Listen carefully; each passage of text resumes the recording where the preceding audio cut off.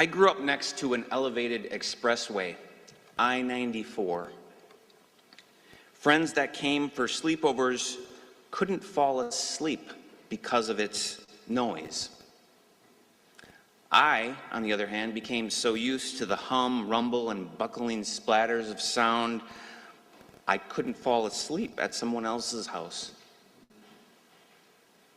From the pounding sputter of exhaust on Main Street to dissonant chords of trains, we hear more than we would like to.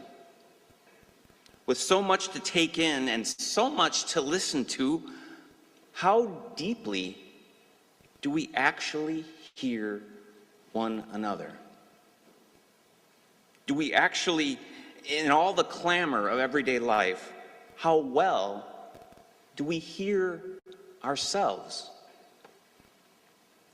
How often do we intentionally listen just for the simple, pure pleasure of it? I recently went with my family to Hosmer Hall on the SUNY Potsdam campus. The Orchestra of Northern New York had just ended a slow movement, and I looked to my right and noticed two people with their heads drooped and their eyes closed. Sometimes it's hard work to listen, at times tiring. Maybe the music relaxed them to sleep like a lullaby. I don't know, but for me, my mind is so active. I partly want to go to hear a symphony orchestra play just so I can focus my brain on one activity. My mind is always jumping, leaping, moving, and going. In Judaism, the Shema is the prayer one says after waking up and before going to bed. Shema simply means to listen or to hear. It starts out like this: Shema Israel, Adonai Eloheinu, Adonai Echad. Listen, Israel, the Lord is our God. God is one. The Tao Te Ching says, look, and it cannot be seen. Listen, and it cannot be heard. Reach, and it cannot be grasped. In the New Testament, in the first chapter of the book of James, it is written, let everyone be quick to listen and slow to speak. When the Buddha began to teach in the deer park, it is said that two deer knelt down and perked up their ears, listening to gain wisdom, an auditory meditation. The Unitarian minister and essayist Ralph Waldo Emerson equated divinity with wise silence. Many wisdom traditions invite us into the silent mystery of listening and hearing. Shema.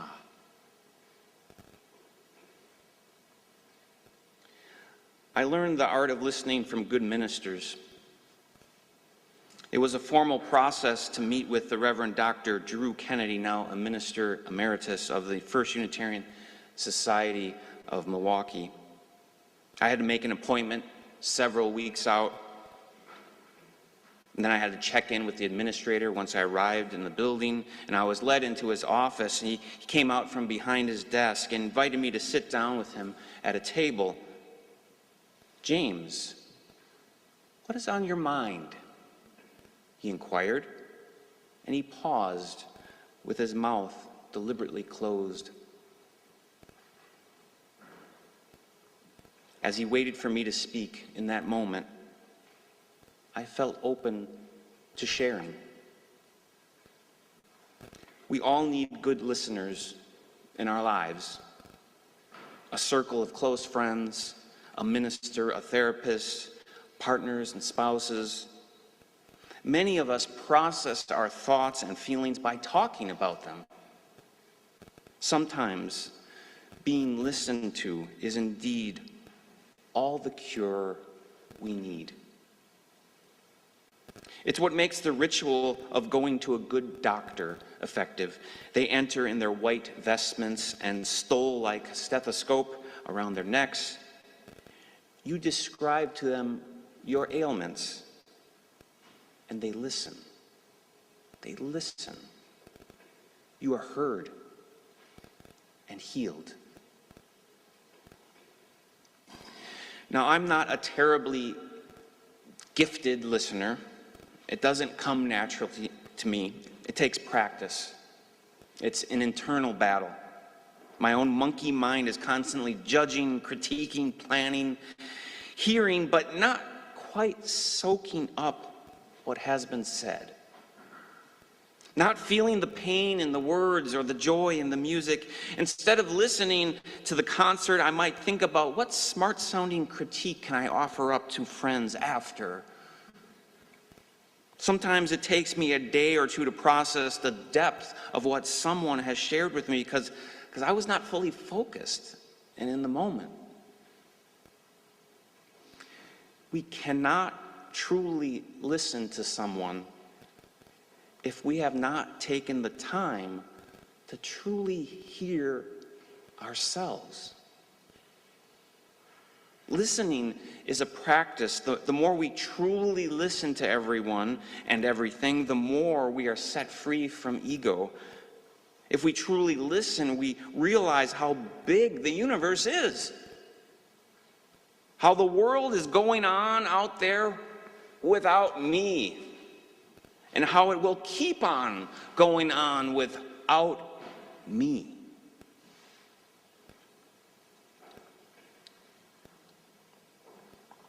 Now, I cherish the times that many of you have shared, times you've shared with me your deep concerns, and I try my best to be a deep listener.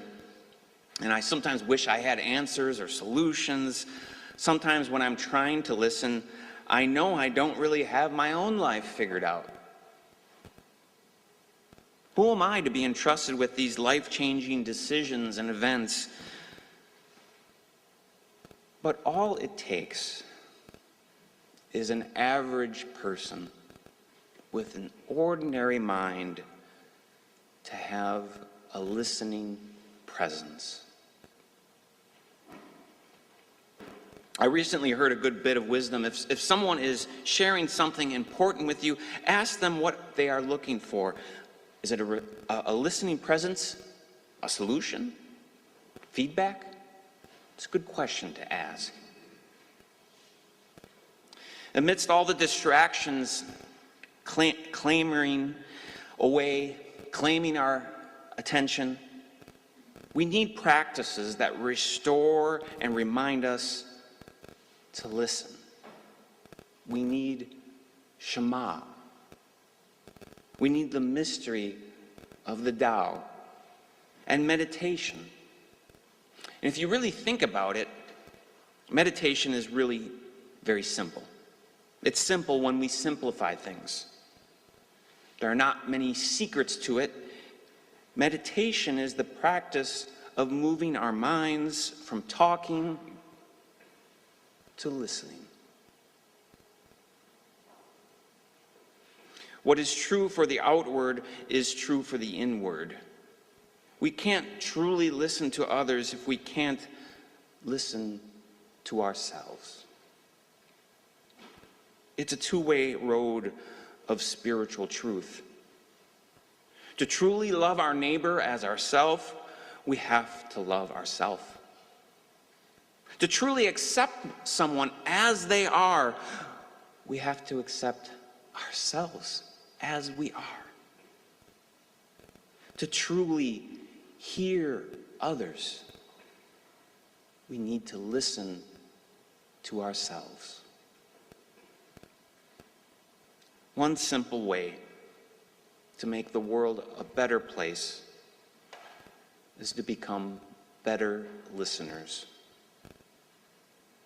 After all, most people just want to be heard. Most of us don't need solutions. We just need listeners. In public spaces all over Canada, Paul Jenkinson is taking 2 chairs, a folding table, and a sign that reads, "You are not alone. I will listen." He's calling it his cross-country listening tour. "I am here as a fellow human to make connections," the retired Nova Scotia social worker told As It Happens. "I just create that safe space for them." But really, people are the experts in their own situation. They really just need some space to talk. He spent a lot of his time learning to cultivate a calm mind. And he said in North America, where production and success are, big values, to sit there and just be calm and okay takes some learning and takes some patience. He says he's spoken with people at different points in their life journeys. Some are students, some are recovering from addictions. Many find themselves at a crossroads. The other day, he said he spoke to a series of people who wanted to tell them all the ways they give back to their communities. There's no time limit on these conversations, he says, and no topic is off the menu. His route is circuitous. He'll go anywhere he's invited and has a place to stay. He currently doesn't reside anywhere, opting for a transient life. Sounds to me like good ministry.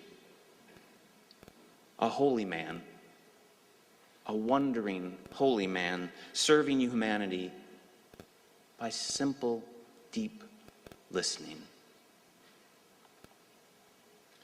In deep listening, there is a humility that breaks us free from the delusions of grandeur, and because of that, a willingness to affirm another person's reality deepens. The world calls to us to listen. "I have something beautiful to tell you," says the leaves rustling, the rain splattering on the metal roof, the joy in the Beethoven symphony.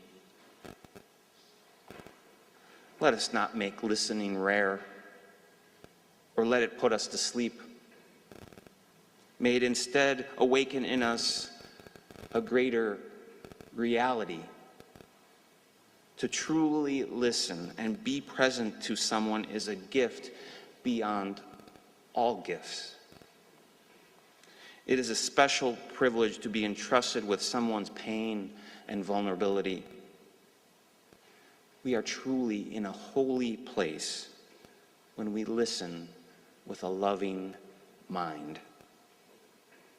On this two-way spiritual street, when we are deeply heard, we are healed.